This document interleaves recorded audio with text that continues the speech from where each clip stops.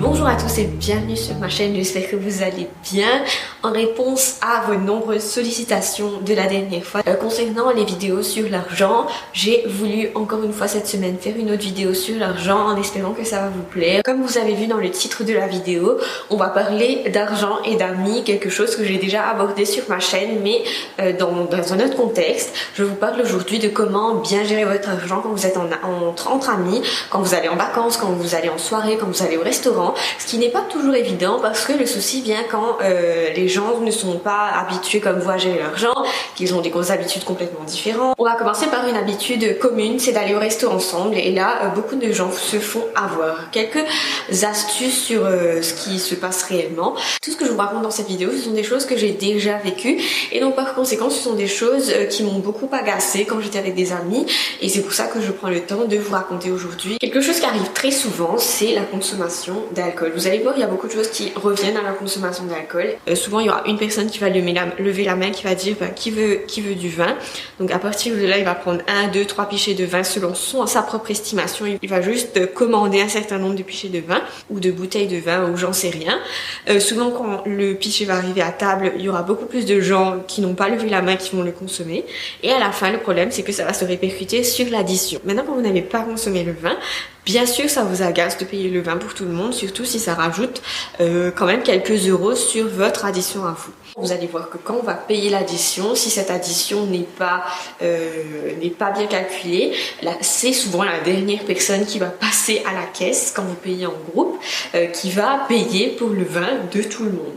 Donc de 1, ne vous retrouvez pas la dernière personne à payer le vin, surtout si vous n'en avez pas consommé. Si vous en avez consommé, pensez à bien définir dès la première personne qui paye comment vous divisez le vin, en combien de parties ça va être divisé. Alors à propos de ça, il y a 2 façons de diviser l'addition. Souvent vous allez savoir la façon, soit on divise équitablement parmi tout le monde, ou sinon chacun paye ce qu'il a pris. Pour mieux vous aider à décider, il y a tout simplement ce paramètre là à prendre en compte, c'est-à-dire quelle est la différence entre ceux qui ont pris, je sais pas, entrée, plat, et ceux qui ont pris, je sais pas, entrée, plat, dessert et fromage et vin, etc.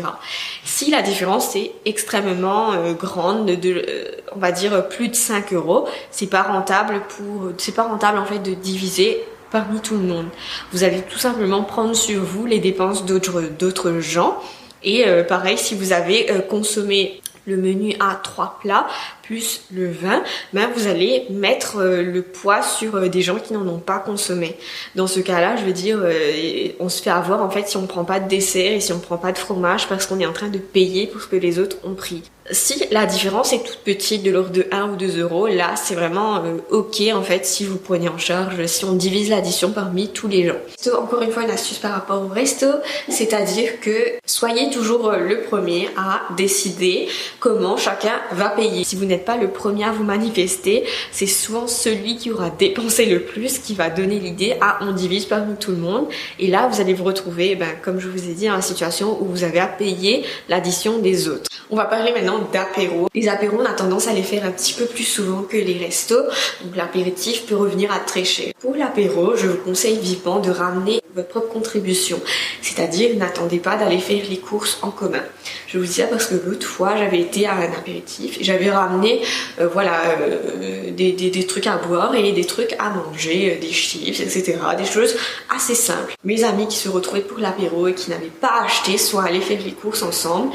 Et à 3, ils se sont retrouvés à prendre des choses beaucoup plus chères, donc plein de bouteilles de vin, plein d'alcool, plein de fromage, plein de produits traiteurs, etc. Donc ils se sont retrouvés avec une addition de 80 euros. Je ne sais pas si vous regardez 80 euros pour l'apéritif, ou même pour le brunch, je trouve ça énorme et exorbitant.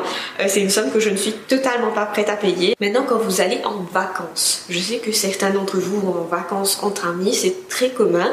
Avant, c'était beaucoup plus compliqué. Maintenant, avec des nouveaux logiciels et des nouvelles applis, il est possible de vraiment simplifier qui dépense quoi, qui doit rembourser à qui. Je vous mettrai quelques liens en barre d'infos pour que vous puissiez trouver ces applis. Mais malgré ça, il est quand même important de respecter un certain nombre de règles, à savoir bien définir la liste de courses avant que certains soient désignés pour aller faire les courses. Encore une fois, vous pouvez être sujet aux mauvaises habitudes de certaines personnes pour les dépenses, et notamment par rapport aux dépenses liées à l'alcool, où la personne va juste voir une occasion de profiter des gens pour acheter 3000 litres d'alcool. Définissez la liste de courses des vacances et les différents repas que vous allez devoir consommer, et envoyez les gens qui sont les plus responsables faire les courses et non pas la personne qui va picoler le plus, comme il y en a souvent dans certains groupes. Même s'il existe des logiciels pour bien répartir les coûts, il faut quand même prendre le temps à la fin des vacances, profiter que tout le monde soit encore là pour bien répartir les soldes qui a avancé et qui doit être remboursé, etc. Comme ça, les gens vont visuellement identifier les gens qui leur doivent de l'argent. On a rentré chez eux, la personne pourra contacter l'autre personne si le virement n'a pas été fait, etc. Donc, un dernier point, c'est quand vous invitez des amis chez vous. Pensez à bien gérer votre argent, à attribuer un budget à cette soirée-là, que je suis sûre que vous faites déjà.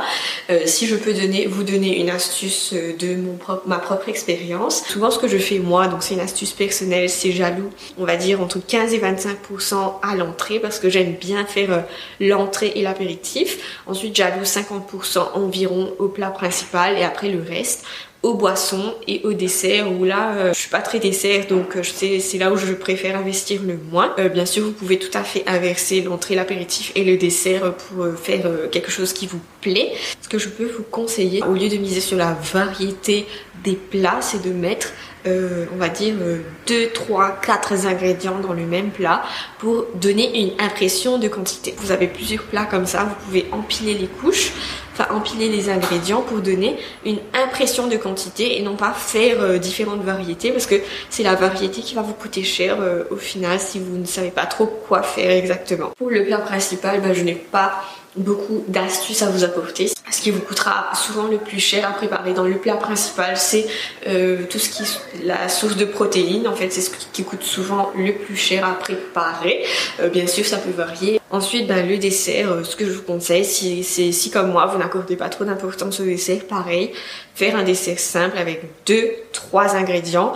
Ce que j'utilise moi souvent, ce sont des biscuits à la cuillère ou des spéculoos, ça coûte pas très cher. Ensuite, venir faire des choses avec du yaourt grec ou de la crème fraîche, ça vous coûtera vraiment pas cher. Et finalement, faire des desserts avec des fruits, c'est ce qui coûte aussi pas très cher. Donc ces types d'ingrédients là vont s'assurer que vous respectiez votre budget. Donc voilà, si je peux résumer comme ça, ne vous sentez jamais coupable de faire ce qui est bon pour votre budget. Vos amis ne se sentiront jamais coupables parce qu'ils n'ont pas autant conscience de l'argent. Mais après, si vous-même vous êtes dans cette position où vous avez tendance à surconsommer, vous êtes maintenant au courant de ce qu'il ne faut pas faire en groupe. Ne vous sentez pas coupable de soulever un truc sur lequel vous n'êtes pas d'accord avec les autres.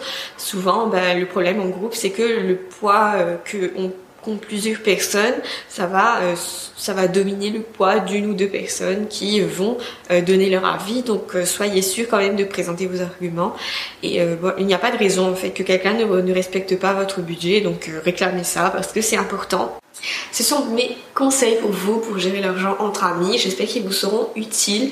Dites-moi si vous avez des bonnes astuces ou si vous avez des histoires à me raconter. Je vous attends en commentaire. Je vous dis à très vite et en attendant, prenez soin de vous.